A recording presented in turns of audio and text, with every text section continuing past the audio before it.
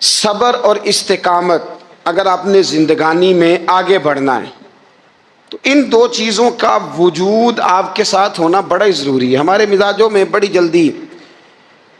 جلدی بے صبری آ جاتی ہے، پائے سے بات نہیں ہوتے، کسی بات میں ٹھہراؤ نہیں ہوتا، طبیعت کے اندر وہ والا مزاج نہیں ہوتا جو انسان کو آگے لے کے چلتا ہے، جو اس کو آگے بڑھاتا ہے۔ اگر آپ نے آگے بڑھنا ہے تو پھر ذرا آپ میں کے مزاج میں ٹھہراؤ ہونا چاہیے، پھر ذرا تھوڑا سا سکون ہونا چاہیے۔ میرے رسول کریم علیہ السلام کی خدمت میں ایک شخص نے عرض کیا تھا، یا رسول اللہ صلی اللہ تعالی وسلم، مجھے کوئی ایسی نصیحت کر دیں کہ پھر مجھے کسی اور سے پوچھنے کی ضرورت نہ رہے۔ تو حضور نے ایک ہی جملہ کہا، فرمایا جب تو نے کہا نا کہ اللہ میرا رب ہے، پھر ڈٹ جا، پھر اس پہ ڈٹ جا، پھر کھڑا ہونا سیکھ۔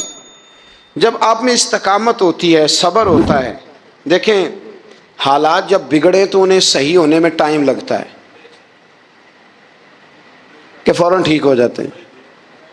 آپ بیمار ہو گئے، تکلیف ہوئی، کوئی آپ کو بیماری لگ گئی، آپ ڈاکٹر صاحب کے پاس گئے، انہوں نے آپ کو دیکھا، ٹریٹمنٹ کی، پھر دوائیاں لکھیں، پھر انہوں نے آپ کو کہا کہ آپ کو 1 ہفتہ یا 1.5 ہفتہ دوائی کھانی ہے، یہ ایک شربت کی شیشی ہے، یہ ایک بوتل ہے، یہ ایک سیرپ ہے، 1 چمچ صبح 1 شام، اور پورا ہفتہ آپ نے استعمال کرنا ہے۔ اب آپ تو کہہ رہے تھے کہ میں نے ابھی ٹھیک ہونا ہے گھنٹے کے بعد، تو سارا نہ پی لوں، سیرپ سارا نہ پی لوں ابھی، اور 1.5 ہفتے کی دوائی ابھی نہ کھا لوں، تھوڑی تھوڑی کر کے بھی تو کھانی ہے نا، ساری کٹھی نہ کھا لوں، ہو جائیں گے ٹھیک؟ کیا خیال ہے آپ کا؟ نہیں ہوں گے۔ کیوں؟ اس لیے کہ جس ترتیب سے ڈاکٹر نے آپ کو بتلایا ہے، آپ کا وجود اسی ترتیب سے اسے قبول کرے گا۔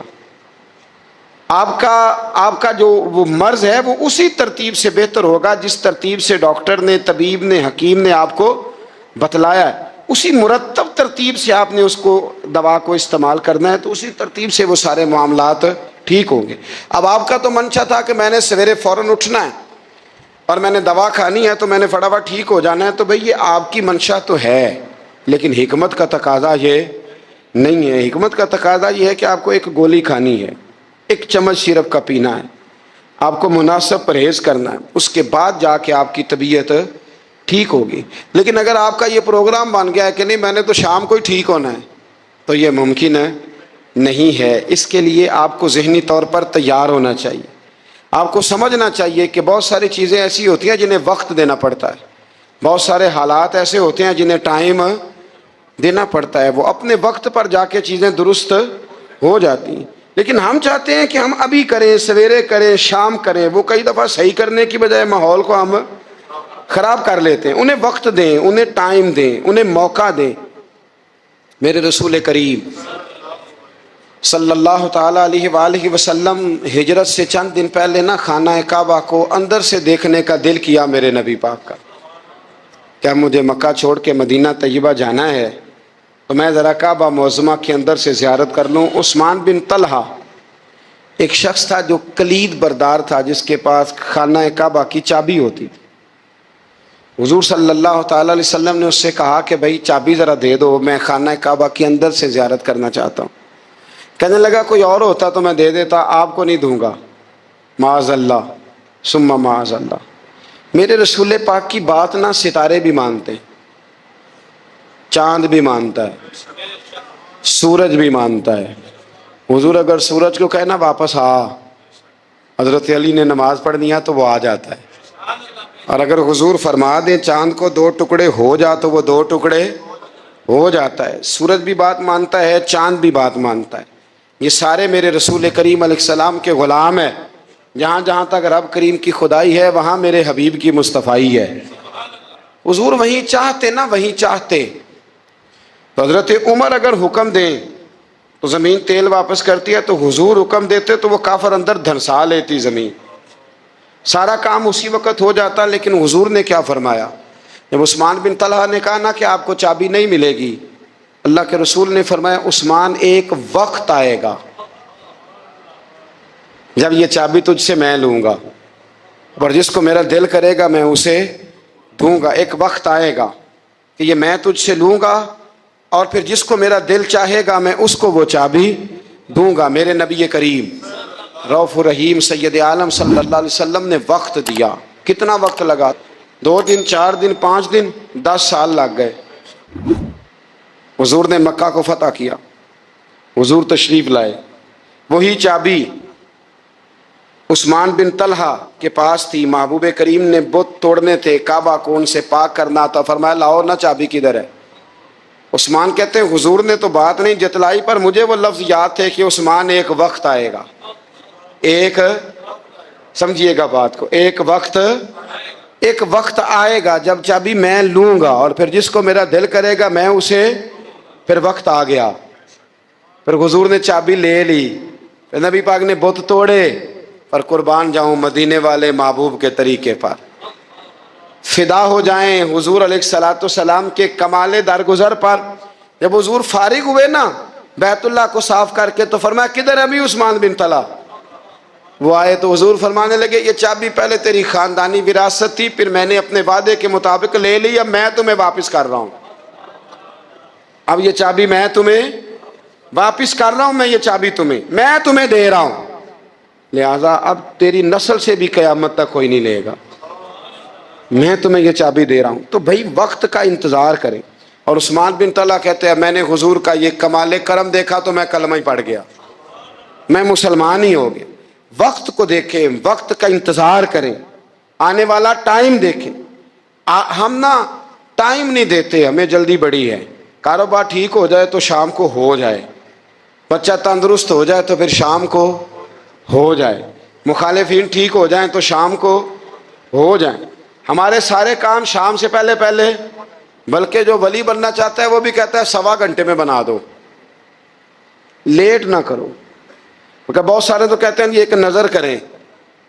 میں نے کہا آپ کوئی عمل بھی کریں نا، آپ تھوڑی محنت بھی کریں نا. کہتے ہیں ایک نظر کریں. ہمارے درویش کہا کرتے تھے کہ آج کل مرید کہتے ہیں نہ نماز پڑھاؤ، نہ روزہ رکھاؤ، نہ وظیفہ کراؤ، نہ کوئی اور کام کراؤ، سانو ایویں ہی بخشاؤ. تو بھئی اللہ نے خود 5 نمازیں فرض کی ہیں، رمضان کے روزے فرض کیے ہیں، زکوٰۃ فرض. تو جب اللہ نے ذمہ داریاں لگائی ہیں تو پھر کون ہے جو بغیر ذمہ داریوں کے آگے جائے؟ تو اپنی زندگی میں چیزوں کو سمجھے، غور کریں. وقت آپ کو دینا ہے، اور جب آپ وقت دیتے ہیں تو بہت سارے معاملات ٹھیک ہو جاتے ہیں. حضرت عمار بن یاسر بڑا شروع میں کلمہ پڑھا. ان لوگوں نے بڑی تکلیفیں اٹھائیں جنہوں نے آغاز اسلام میں کلمہ پڑھا. حالات اور طرح کے اذیت، میرے حضور کو بڑی اذیتیں دی جاتی تھیں. ابو لہب، عقبہ بن ابی معیط، یہ حضور کے 2 ہمسائے تھے. کچھ نفسیاتی تکلیفیں لوگ دیتے ہیں، ذہنی طور پر پریشان کرتے ہیں. مزاج ہوتا ہے. وہ دونوں کیا کرتے تھے، وہ سارا اپنے گھر کا کوڑا کرکٹ لا کے حضور کے دروازے پر پھینک جاتے. نبی کریم صلی اللہ تعالی وسلم فرماتے تھے کیا خوبصورت حق ہمسائیگی ادا کرتے ہو، کیا اچھا تم حق ہمسائیگی. اور دونوں طرف کے ہمسائے تکلیف دیتے، اذیت دیتے، حضور کو پریشان کرتے. حضرت عبداللہ ابن مبارک رحمۃ اللہ علیہ کا ہمسایہ بھی اسی طرح کرتا تھا. وہ اپنے گھر کا سارا گند کچرا اٹھا کے آپ کے گھر میں پھینک دیتا. 1 دن بھی پھینکا، 2 دن بھی پھینکا، 3 دن بھی پھینکا، 4 دن بھی پھینکا، 5 دن بھی پھینکا، مہینوں بیت گئے. ایک دن کہنے لگا میں روز کچرا پھینکتا ہوں. خود ہی کہنے لگا آپ کو تکلیف نہیں ہوتی؟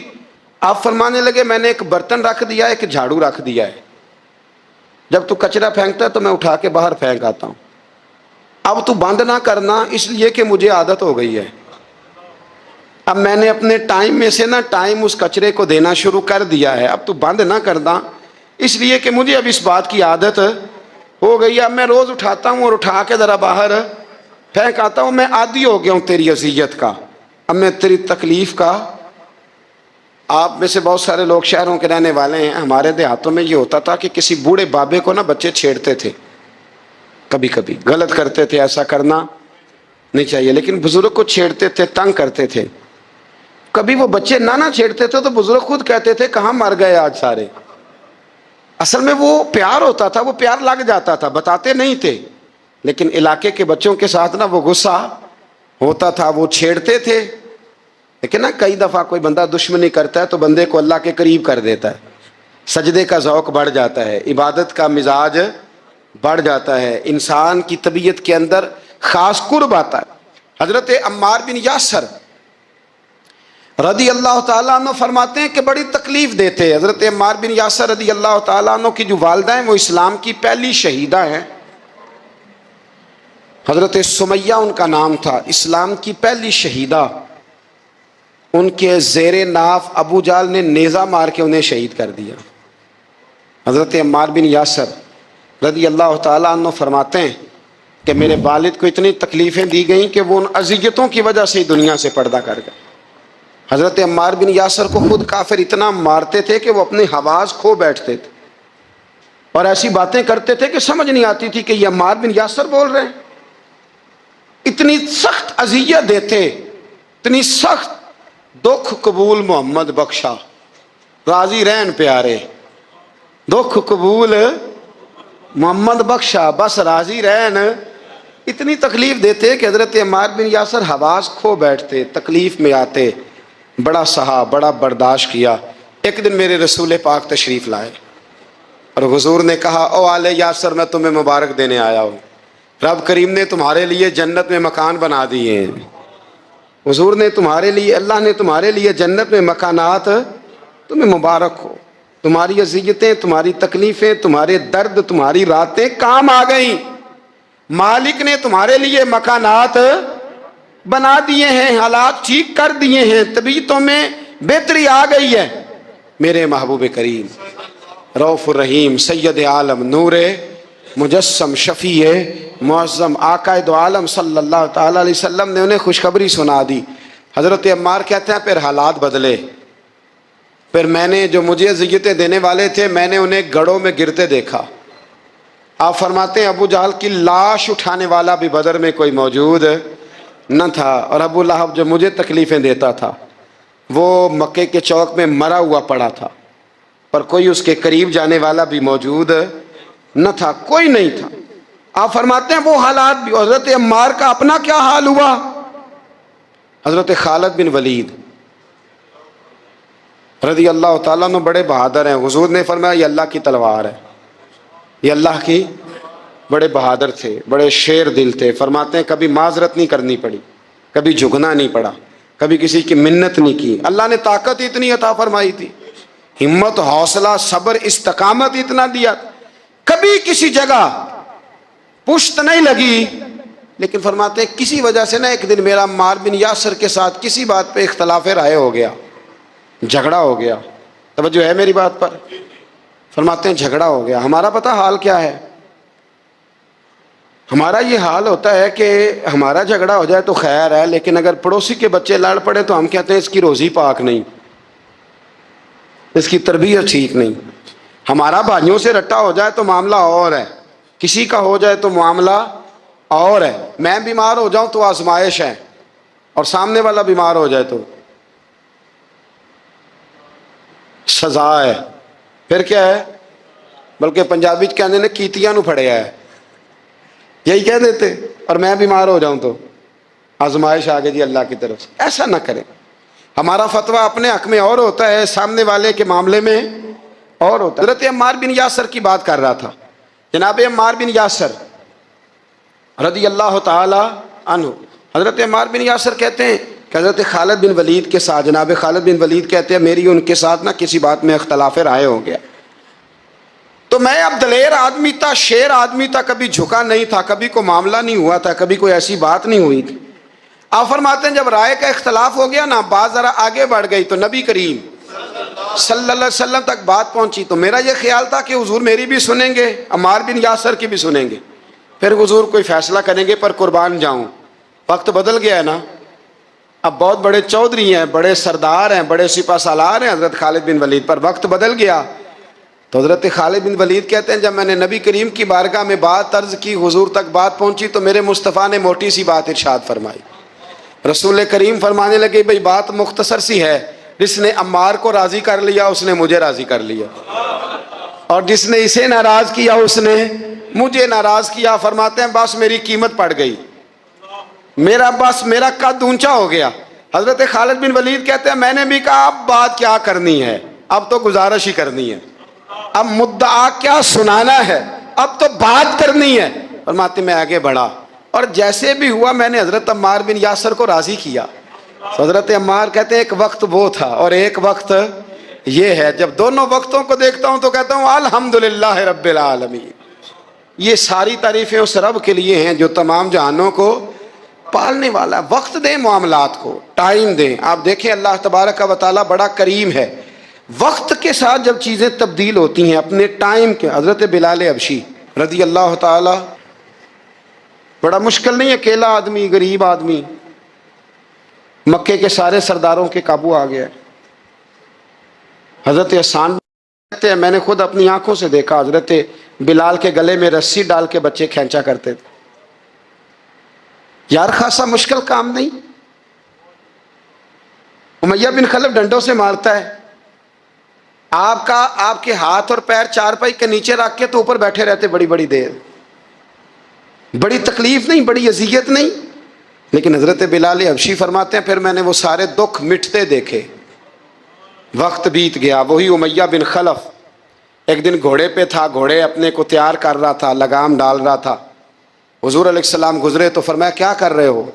کہنے لگے اس گھوڑے پر بیٹھ کے آپ کو شہید کروں گا. تو حضور فرمانے لگے تیاری کر لے, تجھے قتل میں نہیں کرنا ہے. پھر جنگ کے موقع پہ نا ہلکی سی خراش لگائی رسول پاک نے اسے یہاں گلے پہ. تڑپتا تھا, روتا تھا, سسکتا تھا.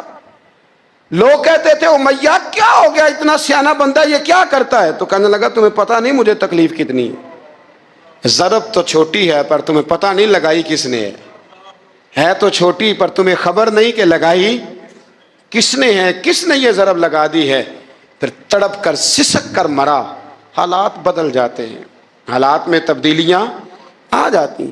ہم وقت نہیں دینا چاہتے. ہمارے اندر جو حوصلے کی کمزوری ہوتی ہے, ہمارے اندر جو وہ ایک بہت بڑا معاملہ ہوتا ہے کہ کسی بھی طریقے سے یہ معاملہ ختم ہو, کسی بھی طریقے سے شفا ہو, جلد از جلد ہم اس بات سے نکلیں, تو یہ بات ہماری درست نہیں ہے. ہمیں وقت دینا چاہیے. حضرت سیدنا عاصم بن ثابت بن قیس بخاری میں بھی موجود ہے اور بھی بہت ساری کتب میں یہ روایت موجود ہے. حضرت عاصم بن ثابت بن قیس رضی اللہ تعالیٰ عنہ, آپ نے نا جنگ احد میں بڑی دلیری کے ساتھ آپ لڑے تھے. 2 لوگوں کو آپ نے قتل کیا تھا, مصافے اور حارث کو. ان کی والدہ سلافہ بنت سعد. سلافہ بنت سعد بڑی مالدار عورت تھی, بڑی تیز تھی. اس نے قسم کھائی تھی کہ میرے 2 بیٹے چونکہ حضرت عاصم بن ثابت نے قتل کر دیے. اس نے قسم کھائی تھی کہ میں نا معاذ اللہ انہیں قتل کراؤں گی اور ان کی گردن اترواؤں گی اور ان کی کھوپڑی میں شراب بھر کے پیوں گی. جملے بولنے والے کئی دفعہ بڑا ہی بول جاتے ہیں.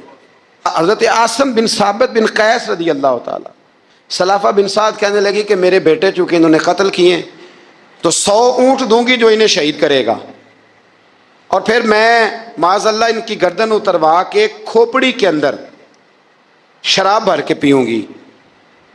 حضرت عاصم بن ثابت بڑے بہادر تھے, قابو نہ آ سکے.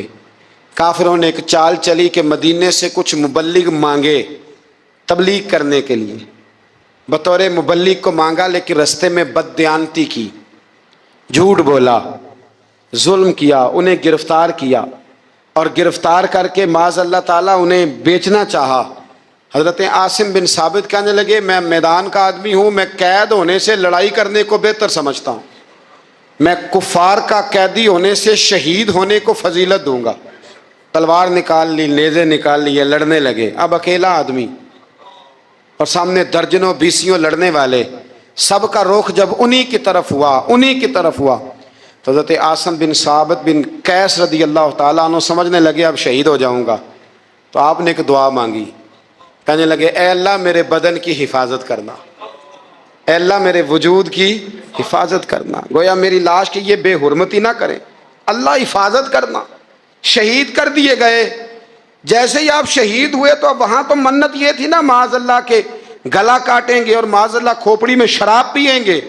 انہوں نے دعا کر دی یا اللہ حفاظت کرنا. آپ سب بھی دعا کریں یا اللہ ہماری حفاظت فرما, اے اللہ دنیا میں بھی حفاظت فرما, قبر میں بھی حفاظت فرما, حاسدوں سے, شریروں سے, مفسدوں سے, اے اللہ حفاظت کرنا. یہ دعا فرمائی.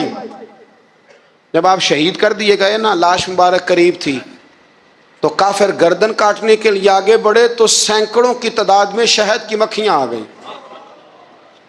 انہوں نے گھیرا ڈال لیا سارے وجود کو۔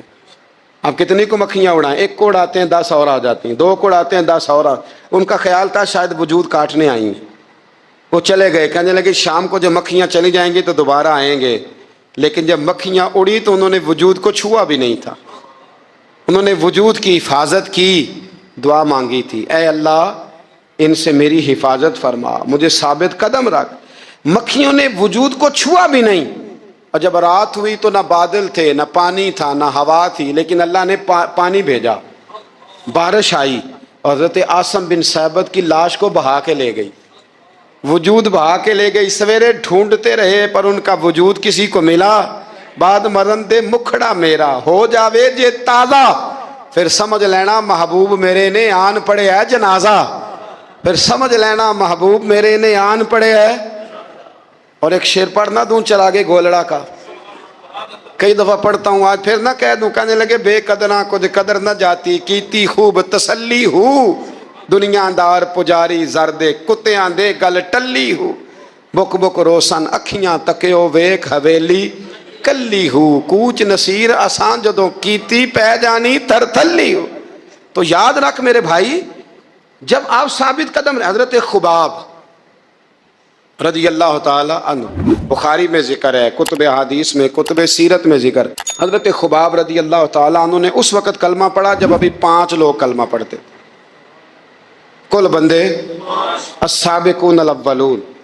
آپ فرماتے ہیں جس عورت کا میں غلام تھا نا، ام انمار اس کا نام تھا، وہ مجھے بڑی سخت سزائیں دیتی تھی۔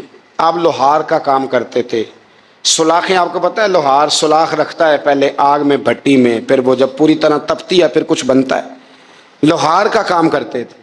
آپ فرماتے ہیں ام انمار میرے ساتھ یہ کرتی کہ مجھے سخت اذیت دیتی، کلمہ چھوڑنے پر مجبور کرتی۔ ایک دفعہ تو ایسے ہوا کہ اس نے کافروں کی ڈیوٹی لگائی، میں گلی سے گزر رہا تھا، مجھے نہیں پتا تھا ان کی پہلے سے تیاری ہے، انہوں نے کوئلے جلا کے رکھے ہوئے تھے، مجھے پکڑا، میرا کرتا زبردستی اتارا، کوئلوں پہ لٹا دیا، اور میرے وجود پر وزنی پتھر رکھ دیے۔ فرماتے ہیں میری چربی پگھلی تو کوئلے بجھے۔ یہ شہادت گاہ الفت میں قدم رکھنا، لوگ آسان سمجھتے ہیں مسلمان ہونا، زخم پہ زخم کھا کے جی، خون جگر کے گھونٹ پی، آہ نہ کر لبوں کو سی، یہ عشق ہے کوئی دل لگی نہیں، اس میں بڑی برداشت کرنی پڑتی ہے۔ آپ فرماتے ہیں کہ حضور علیہ السلام نہ خانہ کعبہ کی دیوار کے ساتھ ٹیک لگائے بیٹھے تھے، میں ایک دن حاضر، مجھے بڑی تکلیف دیتے تھے، کہتے ہیں جب میں کام کر رہا ہوتا تھا تو میری مالکن آتی تو وہ نکال کے نا سلاخ تو میرے سر پہ رکھ دیتی، میرا سارا وجود زخمی تھا۔ حضور خانہ کعبہ کی دیوار سے ٹیک لگائے بیٹھے تھے، میں حاضر ہوا تو محبوب کریم بھی اٹھے، تو حضور علیہ السلام سے میں نے عرض کی حضور دیکھیں مجھے کتنی تکلیف دی جاتی، تو ابھی فرمانے لگے بس اتنی، بس اتنی؟ فرمایا تم سے پہلے لوگوں کے سروں پر آرے رکھ کے 2 حصوں میں چیر دیا جاتا تھا، لوہے کی کنگھیوں سے ان کے وجود ادھیڑ دیے جاتے تھے، پر وہ سی نہیں کرتے تھے، اف نہیں کرتے تھے۔ میں خبردار بس اتنی؟ اور پھر میرے حضور نے ہاتھ اٹھائے، کہا اے اللہ خباب کی مدد فرما، اے اللہ خباب کی، اتنے لفظ ادا کی۔ حضرت خباب کہتے ہیں پھر میں نے وقت کو وقت دیا، پھر میں نے حالات کو وقت دیا، پھر میں نے اپنے محبوب کی دعا کو قبول ہوتے دیکھا۔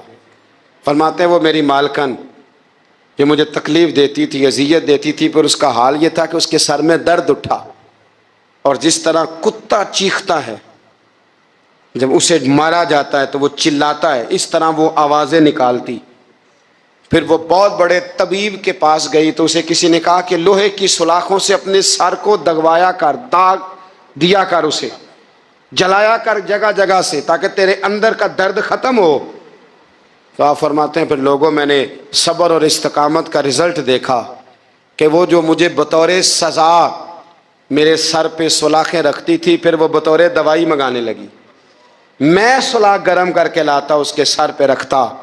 فرماتے ہیں پھر اسے سکون ہوتا، پھر وہ تڑپتی، اور چونکہ مجھے تو وقت یاد تھا نا، کہتے ہیں لیکن میں مصطفیٰ کریم کا کلمہ پڑھتا تھا، میں نے کبھی دوبارہ پلٹ کر اسے یہ بات یاد نہ کرائیے. آپ وقت دیں, ماحول کو ٹائم دیں. آپ دیکھیں, ہاں یہ ضرور دیکھ لیں کہ آپ کے ضمیر کے اندر کوئی ایسی بات تو نہیں, کوئی ایسا معاملہ تو نہیں کہ جہاں آپ غلط ہیں.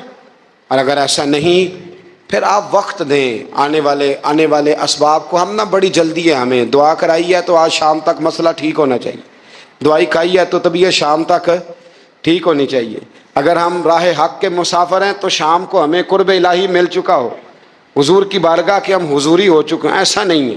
آپ وقت دیں, سفر کو جاری رکھیں, تسلسل کے ساتھ سفر کریں. سفر کے لیے جتنے اسباب کی ضرورت ہے وہ سارے اکٹھے کریں, محنت پوری کریں, جد و جہد پوری کریں, ہمت پوری کریں, لیکن پھر نتیجہ اپنے رب کریم پہ چھوڑ دیں. ایک شخص تھا عمر بن عبد ود, 90 سال کا بوڑھا, لیکن جب تلوار لے کے میدان میں آتا تھا تو 1000 آدمی کے مقابلے میں لڑتا تھا. اور لوگ جگہ جگہ یہ کہتے تھے تو اس طرح ہے جس طرح عمر بن عبد ود لوگوں کو ڈراتا ہے, تو اس طرح ہو گیا. یہ اس کے ارد گرد کے لوگ اس کی مثالیں دیتے تھے. جنگ خندق جب ہو رہی تھی تو یہ مقابلے میں آ گیا, تو حضرت علی المرتضیٰ شیر خدا کرم اللہ تعالی وجہ الکریم بھی تشریف فرما تھے. اب پورے عرب کے اندر اس کے بارے میں یہ کہا جاتا تھا کہ اس سے نہ لڑو, وہ تو خونخوار ہے, وہ تو درندہ ہے, وہ تو جنگلی شیر کی طرح آتا ہے, وہ تو کاٹ کھانے کو دوڑتا ہے, اس سے کون لڑے. ایک خیال تھا. اور وہ پراپوگنڈا بعض اوقات اتنا زیادہ کسی کے بارے میں ہوتا ہے کہ ذہن میں, بچے لوگ آتے ہیں نا بچہ دم کرانے کے لیے, تو کہتے ہیں پیر صاحب بڑا ضدی ہے, کسی کی بات نہیں مانتا, باقی بچے ٹھیک تھے, یہ تو بڑا ہی نالائق نکل آیا ہے. تو میں کہتا ہوں کہ آپ اس کے سامنے یہ والی باتیں نہ کریں, یہ پکا ہو جائے گا کہ میں ضدی ہوں. تو آپ ذہن بنا رہے ہیں اس کا کہ تو اس طرح کا ہے. ذہن بنا دیا لوگوں نے کہ عمر ابن عبد ود کے مقابلے میں کوئی نہیں آ سکتا. خندق میں یہ آیا, اس نے للکارا مسلمانوں کو, آؤ وہ تمہاری جنت کدھر ہے جس کے بارے میں تم کہتے ہو کہ ہم شہید ہوں گے, تو آؤ میرے مقابلے میں نکلو. جب اس نے پہلی دفعہ للکارا تو ابھی بات ختم نہیں ہوئی تھی کہ مولا علی تلوار لے کے اللہ اکبر کہتے کھڑے ہو گئے. حضور نے فرمایا بیٹھ جاؤ. حضرت علی پھر بیٹھ گئے. وہ پھر پکارا, اٹھو کوئی میرے مقابلے میں. تو مولا علی شیر خدا پھر کھڑے ہو گئے, پھر کھڑے ہو گئے. حضور نے فرمایا بیٹھ جا. ایک شخص نے کہا علی یہ عمر بن عبد ود ہیں. فرمایا مجھے پتا ہے. نہیں سمجھے آپ بات, میں آپ کو سمجھا کے لایا ہوں پیچھے سے کہ پراپوگنڈا کرتے ہیں نا لوگ, ہو آگے نہ جانا, یہاں کرنٹ بڑا زیادہ ہے, وولٹیج بڑے سخت ہیں, تو آگے نہ بڑھنا. بھائی کیا ہو جائے گا, اٹھ باندھ کمر کیوں ڈرتا ہے, پھر دیکھ خدا کیا کرتا ہے. حضرت علی تیسری دفعہ اس نے کہا نا ہے کوئی, تو حضرت علی پھر اٹھے. اب تو رسول پاک صلی اللہ تعالی علیہ وسلم نے تھپکی دی. بعض جگہ یہ ہے کہ حضور نے خود تلوار تھمائی, سر پہ امامہ باندھا, اور حضور نے فتح یابی کی دعا فرمائی. حضرت علی گھوڑے پہ بیٹھے نکلے, اور جب اس کے سامنے گئے تو جا کے کہنے لگا میرا پتہ ہے. حضرت علی فرمانے لگے تو اپنا چھوڑ, میرا پتہ ہے تجھے, مجھے تو جانتا ہے. کہنے لگا میں 1000 کے مقابلے میں اکیلا لڑتا ہوں. حضرت علی شیر خدا فرمانے لگے پتہ نہیں تو کن سے لڑتا رہا ہے, جانے وہ کون ہے جن سے تو لڑتا رہا ہے, وہ کون 1000 تھے جو تیرے مقابلے میں آتے تھے, پتہ نہیں. تو کہنے لگا میرا نام میری ماں نے عمر بن عبد ود رکھا ہے. فرمایا چھوڑ تو, میری ماں نے میرا نام حیدر رکھا ہے. کہنے لگا تیری عمر چھوٹی ہے, کوئی بڑا لا. فرمانے لگے یہ تو جب پنجے میں پنجہ ملے گا تو پتہ چلے گا عمر کس کی چھوٹی ہے.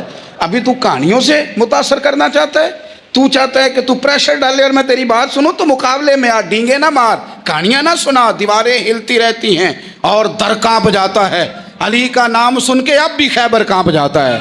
تو مقابلے میں آ, تو باتیں بنا رہا ہے, کہانیاں سنا رہا ہے. وہ کہنے لگا تو بچہ ہے, میں چاہتا نہیں تیرا خون بہاؤں. تو حضرت علی کہنے لگے میں بڑے دن سے پریشان ہوں کہ کسی بے ایمان کا خون بہایا کیوں نہیں, میرا بڑا دل کر رہا ہے تیرا خون بہاؤں. اس نے بڑی زوردار ضرب لگائی, غصے میں اتنا پاگل ہوا, کیونکہ اس کے بارے میں معروف تھا کہ وحشی مزاج آدمی, اتنا سخت پاگل ہوا غصے میں, اس نے اپنے گھوڑے کے پیر کاٹ ڈالے.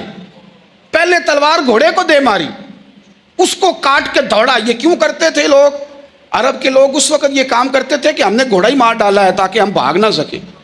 کہتے ہیں نا کشتیاں جلا دی ہیں کہ اب واپس جانے کا راستہ ہی بند ہو جائے. گھوڑے کے پیر کاٹ ڈالے کہ بھاگنا نہیں. اور بڑی زور سے اس نے ضرب لگائی حضرت علی پر. حضرت علی نے جب روکی تو وہ ڈھال ٹوٹ گئی حضرت مولا علی کی, اور آپ کے امامے کو اس کی تلوار بھی لگی. آپ نے فرمایا دکھا لیا تو نے زور, اب میری باری ہے. حضرت مولا علی شیر خدا کا قد بظاہر چھوٹا تھا, صحابہ کہتے ہیں ہم دور سے دیکھ رہے تھے، اللہ اکبر کہہ کے تھوڑا سا زمین سے وہ اٹھے، تھوڑا سا اٹھے، اور پھر دوبارہ نہیں انہیں تلوار چلانی پڑی، ایک ہی ضرب لگائی اور اس کے 2 ٹکڑے کر کے اسے زمین پہ پھینک دیا۔ تو عزیز دوست، آپ یاد رکھیں گے اس بات کو کہ اپنی زندگی کے اندر مروب ہونا چھوڑ دیں۔ روب میں تاتاریوں نے مسلمانوں کو مروب کر لیا تھا، روب ڈال لیا تھا کہ ہم بہت بڑے لوگ ہیں۔ یہی آج ہمارے ساتھ بہت سارے لوگ کرتے ہیں، دلوں میں روب آ جاتا ہے، امیر رشتہ دار کا، فلانے کا، فلانے کا، پھر وہ جو مرضی کرتا ہے۔ تاتاریوں کی ایک بی بی، وہ کیا کرتی، وہ 9-10 مسلمان نوجوانوں کو سڑک پہ کھڑا کر جاتی، کہتی ادھر کھڑے ہونا، میرے آنے تک ہلنا نہ، جوان ہے لیکن روب ہے نا کہ یہ بڑے وحشی ہیں۔ وہ اکیلی بی بی اندر جاتی، تلوار لے آتی، اور وہ کھڑے ہیں، وہ بھاگے بھی نہیں، اتنا ڈر گئے، ٹانگیں کانپ رہی ہیں، بھاگنے کی بھی جرت نہیں کر رہے۔ تسلی سے گئی ہے، تلوار لے کے آئی ہے، اور اس نے 9 جوان مسلمانوں کے گلے کاٹ دیے۔ اس روب سے نکلیں باہر، نوجوانوں سے کہتا ہوں نکلو۔ اور جن لوگوں نے دنیا میں انقلاب برپا کیا وہ غریب گھروں کے تھے، وہ لوگ تھے کہ جو بازار کسی بڑے قبیلے سے نہیں تھے۔ آپ محنت کریں، تعلیم حاصل کریں، جد و جہد کریں، مشقت کریں، اپنی زندگی میں کچھ مقاصد کے حصول کے لیے آگے بڑھیں۔ اور اگر آپ کہیں کہ دائیں بائیں میرے فلاں آدمی مجھے یہ مشورہ دے رہا ہے، تو کچھ لوگ دنیا میں باتیں کرنے آئے ہیں، انہوں نے باتیں کرنی ہیں اور بڑا فائدہ ہوتا ہے، ان کو باتیں کر لینے دیں، ان کو کرتے رہنے دیں۔ کام کرنے والا بندہ کام کرتا ہے اور کرتا ہی چلا جاتا ہے، وہ منزل تک پہنچ جاتا ہے۔ تو حضرت علی کے مزاج میں دلیری ہے، ہمت ہے، ایک بات۔ اور دوسری بات دانائی، حکمت۔ یہ جو ہمارے فیصلے ہیں نا جذباتی، اور جناب آج فلانے نے یہ کہہ دیا تو میرا پروگرام یہ بن گیا، تو پھر کل کسی نے اور کچھ کہہ دیا تو میرا پلان اور بن گیا۔ میں سب سے زیادہ ان لوگوں کے حق میں پریشان ہوتا ہوں جو سویرے کچھ اور کہتے ہیں، دوپہر کو کچھ اور کہتے ہیں، شام کو کچھ اور کہتے ہیں۔ بھئی آپ کا کوئی نظریہ ہونا چاہیے، کوئی ویژن ہونا چاہیے زندگی میں، آپ کے اندر کوئی حکمت اور دانائی ہونی چاہیے۔ اس کے لیے کیا کرنے کی ضرورت ہوتی ہے؟ اس کے لیے ضرورت ہوتی ہے کہ آپ کا ذہن ایک طرف ہو۔ میرے اسلاف فرمایا کرتے تھے زندگی میں ایک کام کر لو پر صحیح کر کے کر لو۔ ہم نے تو سارے کام کرنے ہیں۔ آج کل ہر بندہ صحافی ہے، ہر بندہ تجزیہ نگار ہے، ہر بندہ سیاستدان ہے، ہر بندہ ہی مفتی ہے، ہر بندہ ہی جناب واعظ ہے، ہر بندے کے پاس ہی کچھ مسئلے۔ اس کا نقصان یہ ہے کہ کسی کے پاس بھی کچھ نہیں۔ وہ کسی درویش نے کہا تھا کہ جب سب لیڈر ہوں تو سمجھو کوئی لیڈر نہیں، کیونکہ سارے جو لیڈر ہو گئے۔ میرے عزیز، ایک طرف ذہن کو رکھیں اور اپنے اس کام میں کمال پیدا کریں۔ حضرت مولا علی شیر خدا کو اللہ نے حکمت دی تھی۔ نبی پاک صلی اللہ تعالی وسلم کے صحابی حضرت عبداللہ ابن مسعود رضی اللہ تعالیٰ عنہ فرماتے ہیں، امام ابو نعیم نے لکھا ہے کہ حضرت عبداللہ ابن مسعود فرماتے ہیں نبی پاک صلی اللہ علیہ وسلم نے فرمایا اگر حکمت کے 10 حصے کیے جائیں نا، دانائی کے 10 حصے کیے جائیں، تو اس میں سے 9 حصے اللہ تعالیٰ نے حضرت علی کو عطا فرمائے ہیں، اور ایک حصہ باقی لوگوں کو ملا ہے۔ دانا تھے، معاملہ فہم تھے۔ کچھ بندے بڑے منافق قسم کے تھے، تو حضرت علی اذان ہو گئی تو وہ حضرت مولا علی شیر خدا کے پاس آ گئے، اذان ہو گئی، حضرت علی نے جماعت کرانی۔ ان کا خیال تھا کہ آج ہم نے جماعت لیٹ کرانی ہے کسی طریقے سے۔ ہم چونکہ زیادہ باتیں، میں دوستوں سے کہتا ہوں بہت زیادہ خبریں نہ دیکھا کرو، بہت زیادہ بھی چیزیں نہ سنا کرو۔ آپ تو میرے بھائی موبائل کے اندر چلے جائیں گے، پھر باہر کی دنیا تو اور ہے، تو تھوڑا باہر بھی نکلیں تصویروں سے، تھوڑا باہر بھی آئیں، دیگر معاملات بھی دیکھیں۔ ہمیں بڑے بڑے اچھے لوگ زندگی میں مل جائیں گے، لیکن ہم ان کے قریب نہیں جاتے، ہم دیکھتے نہیں کہ اصل بات کیا ہے، سنی سنائی چیزوں پر زیادہ گمان کرتے ہیں۔ اب حضرت علی چونکہ بڑے دانا تھے، مسلح پہ بڑھ رہے ہیں، جماعت کھڑی کرنی ہے، اللہ اکبر کہہ رہے ہیں، بندوں کا خیال تھا نماز لیٹ کرانی ہے۔ نے فٹافٹ حضرت علی سے کہا کہ حضور ذرا وہ جانور تو بتائیے گا کتنے ہیں جو انڈے دیتے ہیں، اور ذرا وہ بھی بتائیے گا جو بچے دیتے ہیں۔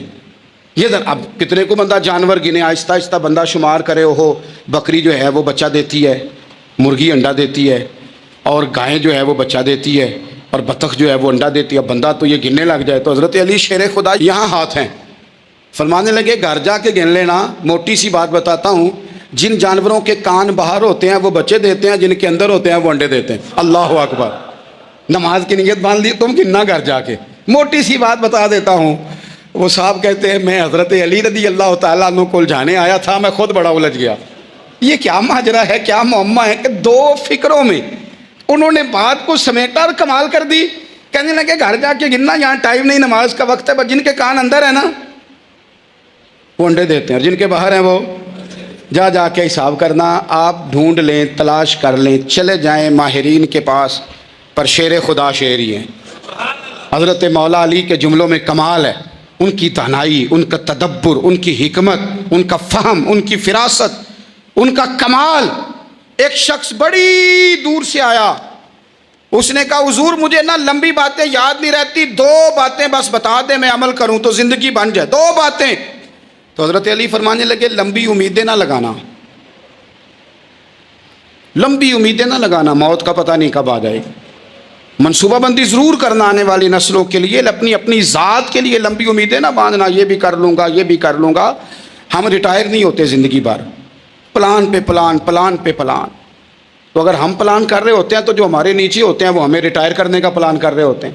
اولادیں تک والدین کو کمزور کرنے کے در پہ ہوتی ہیں کہ اب یہ ہٹے تو ہماری باری آئے.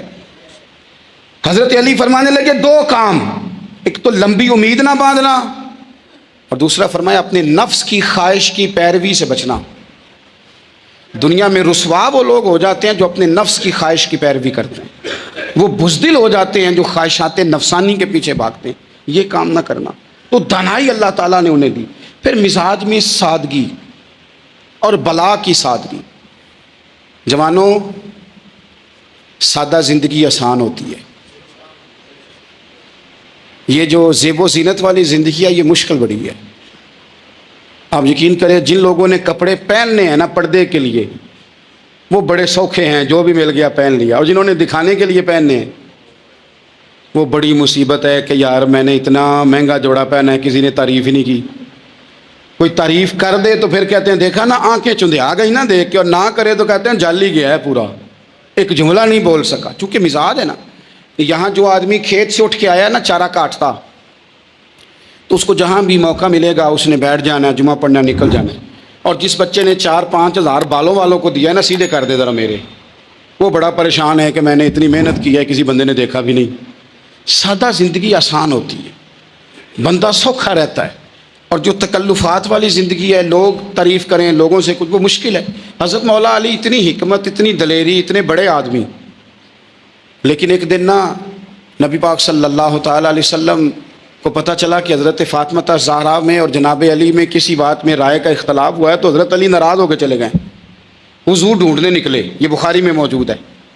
سرکار ڈھونڈنے نکلے تو دیکھا کہ حضرت علی نا مسجد نبوی کے ساتھ ننگی زمین پر ایک چادر بچھائی تھی.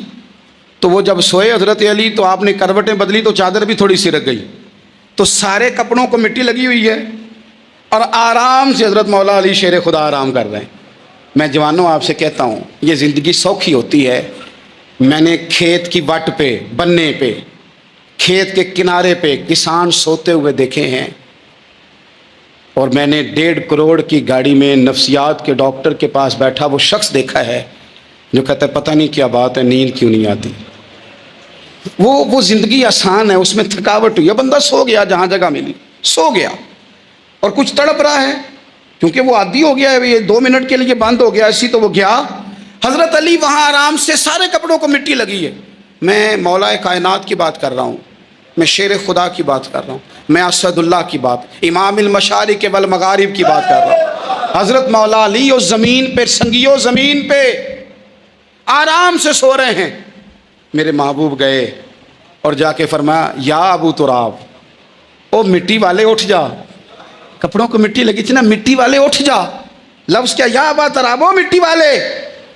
حضرت علی کو ساری حیات ظاہرہ جس نے بھی ابو تراب کہا جناب علی بڑے ہی راضی ہوئے، خوش ہوتے تھے، فرماتے تھے یہ مجھے کہو، یہ میرے نبی نے مجھے کہا ہے.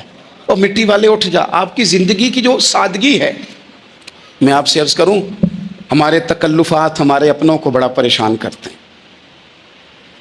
ایک داماد وہ ہوتا ہے جو جہاں بٹھاؤ بیٹھ گیا، تو بوڑھا سسر بھی سکون میں ہے، ساس بھی آرام ہے. اور ایک وہ ہے کہ جو ہر بات میں بگڑتا ہے کہ یہ چادر میرے شایان شان تھی جو بچھائی ہے، تو پتہ نہیں ہے میں کون صاحب ہوتا ہوں، تم نے میری مرضی کے مطابق فلانا کام نہیں کیا. آپ یقین کریں سسر بیچارہ ادھار پکڑتا پھرتا ہے کہ داماد صاحب آ رہے ہیں، ہر بات میں رٹا، ہر بات میں جھگڑا. میرے پاس سنگی دور دراز سے آتے ہیں تو میں دیکھتا ہوں کہ اپنا لہجہ ہے، تو کچھ لوگ اتنے میٹھے، اتنے پیار والے آتے ہیں کہ یوں محسوس ہوتا ہے کہ جیسے ان کے لیے آپ کو کوئی تکلف کرنے کی ضرورت نہیں، اور کچھ ایسے ہیں کہ آپ کو سرانے کھڑے ہونا پڑتا ہے کہ جناب کی چائے جلدی لے آئیں، مزاج نازنین پہ بعض چیزیں گراں گزرتی ہیں۔ تو بھائی جب آپ سادہ اور آسان ہو جاتے ہیں تو آپ دوسروں کے لیے بھی دشواری کم پیدا کرتے ہیں۔ حضرت علی شیر خدا کہتے ہیں بھوک لگ گئی تھی، بڑی بھوک بڑی لگ گئی اور حالات غربت کے تھے، آزمائش تھی، تو فرماتے ہیں کہ میں نے سوچا مزدوری نہ کر لیں۔ ہم کیا کرتے ہیں، جو زیادہ غریب ہے وہ مانگ لیتا ہے، جو درمیانے طبقہ کا وہ ادھار لے لیتا ہے۔ حضرت مولا علی نے کیا فرمایا، فرمایا مزدوری نہ کر لیں، چونکہ حالات کچھ اور تھے۔ تو حضرت مولا کائنات شیر خدا کرم اللہ تعالیٰ وجہہ الکریم فرماتے ہیں، یہ سادگی دیکھیں، آپ فرماتے ہیں میں مزدوری ڈھونڈنے نکلا۔ کیوں نہیں ملتی ہمارے جوانوں کو مزدوری، کیوں کہانیاں سناتے ہیں؟ حضرت علی کہتے ہیں میں ڈھونڈنے نکلا، ایک عورت کو میں نے دیکھا کہ اس نے کچھ مٹی نکال کے رکھی ہوئی ہے، تو اسے تر کرنا چاہتی ہے۔ پرانے زمانے میں مٹی میں پانی ڈال کے اسی سے لوگ کام لیتے تھے، اسی سے دیواریں بن جاتی تھیں، ہم گارا کہتے ہیں اپنی زبان، تو وہ گارا بنانا چاہتی ہے لیکن پانی نہیں نکل رہا اس سے نا، اس نے کنویں سے پانی نکالنا، نکل نہیں رہا۔ تو حضرت مولا علی شیر خدا کرم اللہ تعالیٰ وجہ الکریم فرمانے لگے، میں نے اس بی بی سے کہا کہ میں پانی نکال دوں، مزدوری دو گی؟ اس نے کہا میں بھی مزدوری تلاش کر رہی تھی، ایک پانی کا ڈول آپ نکالیں گے اور مٹی پہ ڈالیں گے تو ایک کھجور دوں گی۔ حضرت علی فرماتے ہیں گرمی بڑی سخت تھی، میں نے 16 ڈول پانی کے نکالے، 16 برتن بھر کے پانی نکالا اور اس مٹی پہ ڈالا، پھر میں ہاتھ دھو کے آیا اور اس خاتون کے پاس بیٹھا تو اس نے مجھے، او مزدورو کمزور کمزور پڑتے ہو، پیچھے پیچھے ہو کے بیٹھتے ہو، خیال بناتے ہو کہ ہم کوئی کمزور لوگ ہیں، یہ دیکھو میں کن کی بات کر رہا ہوں، جن کا پیار ایمان ہے، جن کی محبت ایمان ہے۔ حضرت مولا علی شیر خدا تمہیں سبق دے رہے ہیں کہ حکمت، دانائی، بہادری اور پھر سادگی۔ مجھ سے کئی دفعہ لوگ پوچھتے ہیں آپ کے والد صاحب، تو میں نے کبھی جھجک کے نہیں بتایا، نہیں میرے ابا پروفیسر نہیں تھے، میرے ابا پیر نہیں تھے، میرے والد صاحب جو تھے وہ عالم نہیں تھے، لیکن مجھے فخر ہے جب ان کا انتقال ہوا اور میں انہیں غسل دے رہا تھا تو اس وقت بھی ان کے ہاتھوں پہ چھالے تھے، اس لیے کہ وہ مزدور تھے، وہ محنت کرتے تھے، انہوں نے جیبیں کاٹ کے روٹی نہیں کھائی، انہوں نے ہمیں جو کما کے کھلایا ہے وہ محنت اور مزدوری کا ہے۔ میں ناز سے کہا کرتا ہوں الحمدللہ میں کسان کا بیٹا ہوں، میں اس کا بیٹا ہوں جو دھرتی کا سینہ چیر کے اناج اگاتے تھے۔ اور میں نے دیکھا ہے کہ جب بڑولے میں میری اماں گندم بھرنے لگتی تو میرے والد صاحب فرماتے تیاں تیانیاں دا حصہ بھی کٹ لئی، غریباں دا بھی کٹ لئی، فلاں دا بھی، تے فلاں آدمی دی گندم عید کی تھوڑی ہوئی ہے، وہ 2 بوریاں ادھر بھی بھیجنی ہے۔ تو وہ جو غریبی کی سخاوت تھی اور وہ جو سادگی کی سخاوت تھی، اس کے اندر جو رانائی تھی اور اس کے اندر جو جذبہ اور شوق تھا، مزدور کا بیٹا پیچھے پیچھے جاتا ہے اور وہ گھبرا کے زندگی گزارتا ہے، تمہیں تو سر اٹھا کے جینا چاہیے۔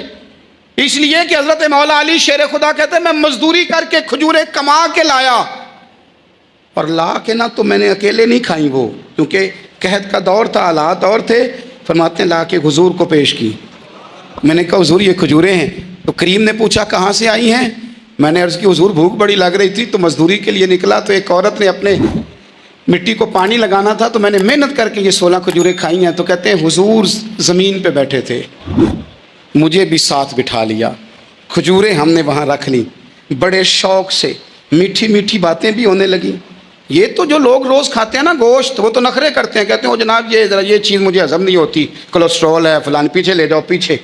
لیکن کبھی آپ دوپہر کو مزدور کو روٹی کھاتے دیکھیں، وہ جس طرح ہاتھ دھوتا ہے اور پونے کو اچار لگ جاتا ہے سارا جو وہ باندھ کے لایا ہوتا ہے، اور لیکن جب وہ کھا کے کھانا اچار کے ساتھ آسمان کی طرف دیکھتا ہے، لفظوں میں نہیں، چونکہ لفظ تاثیر سے بنتے ہیں تلفظ سے نہیں، اہل دل آج بھی ہیں اہل زبان سے آگے، وہ جو لہجے سے رب کا شکر ادا کرتا ہے تو اس کی آنکھوں کی روشنی بتاتی ہے کہ جو اس نے کھایا ہے اس نے رب کا شکر بھی صحیح کر کے ادا کیا ہے، پھر اٹھ کے کام۔ تو حضرت مولا علی شیر خدا کہتے ہیں حضور نے مجھے وہیں بٹھا لیا اور رغبت سے کھجوریں کھانے لگے۔ ایسا کوئی محبوب کہیں ہوگا نہ کہیں ہے، دیکھو بیٹھا ہے چٹائی پہ مگر عرش نشی ہے، اور ملتا نہیں کونین کو کیا کیا تیرے در سے ایک لفظ نہیں ہے جو تیرے لب پہ نہیں ہے۔ اپنی زندگی میں یہ 3 باتیں اپنائیں، ایک تو حکمت کے ساتھ دانائی، مزاج جارحانہ نہ بنائیں، جارحانہ مزاج سے کچھ بیوقوفوں کو تو متاثر کیا جا سکتا ہے، فہم و فراست والے لوگوں کو متاثر نہیں کیا جا سکتا۔ جارحانہ مزاج نہیں، حکمت والا، دانائی والا، معاملہ فہمی والا مزاج بنائیں۔ اور دوسرا، کمزور نہیں پڑے زندگی میں، اپنے آپ کو خود حوصلہ دیں۔ اپنے آپ کو حوصلے میں ہوں گے تو آپ کے ارد گرد لوگ تسلی میں ہوں گے۔ آپ اپنے مزاج میں دلیری لائیں۔ اور تیسری بات، زندگی کو سادہ کریں۔ یہ سادہ ہوگی آپ کے لیے، آپ کے گھر والوں کے لیے، سب کے لیے آسانی ہو۔ جو آدمی گھر جاتا ہے اور مصیبت کھڑی کر دیتا ہے نا، میں آ گیا ہوں، تو اس کے گھر والے بھی بڑے پریشان ہیں۔ اس کے بچے یہ دعا نہیں کرتے ابا جی گھر آئے ہیں، بلکہ یہ دعا کرتے ہیں کہ یہ آئے ہیں تو اللہ جانے کب جائیں گے۔ تو آپ سادگی اپنی طبیعت میں لائیں، مزاجوں میں۔ حاضری کا کہ تسلی کا پیام آئے گا، حاضری کا کہ تسلی کا پیام آئے گا، کوئی تو بس نامہ میرے نام آئے گا، کوئی تو بس نامہ میرے نام آئے گا، سو کے دیدار کو توفیق تو حاصل ہے مگر، سو کے دیدار کو توفیق تو حاصل ہے مگر، آپ کا حکم بھی ہوگا تو غلام آئے گا،